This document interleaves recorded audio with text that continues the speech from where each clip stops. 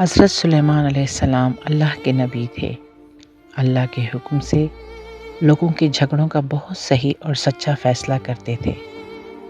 ایک دفعہ یہ ہوا کہ دو عورتیں ایک ساتھ سفر کر رہی تھیں، کہیں جا رہی تھیں۔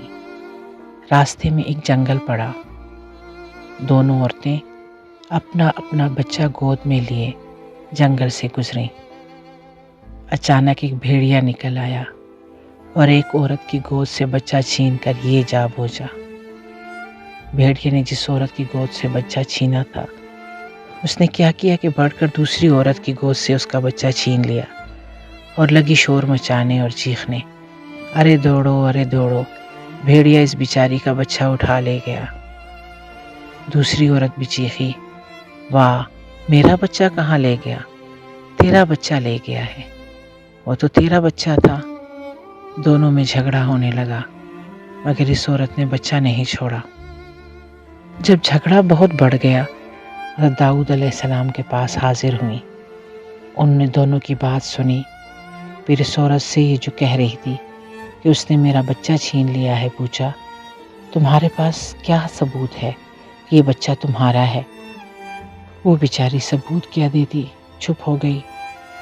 حضرت داؤد علیہ السلام نے فیصلہ کیا، تم ثبوت نہیں دے سکیں، اس لیے بچہ تمہیں نہیں مل سکتا، جس کے پاس ہے اسی کے پاس رہے گا۔ یہ فیصلہ بالکل صحیح تھا، کیونکہ اس عورت کے پاس کوئی ثبوت تو تھا ہی نہیں، بچہ اسے کیسے ملتا؟ دونوں عورتیں فیصلہ سن کر وہاں سے چلیں تو راستے میں حضرت سلیمان علیہ السلام بھی مل گئے۔ انہوں نے دونوں کی پوری بات سنی۔ پوری بات سننے کے بعد جلاد کو حکم دیا کہ ایک چھری لاؤ، خوب تیز، اس بچے کو کاٹ کر 2 ٹکڑے کر دو، دونوں عورتوں کو ایک ایک ٹکڑا دے دو۔ سب لوگ یہ فیصلہ سن کر بہت گھبرائے۔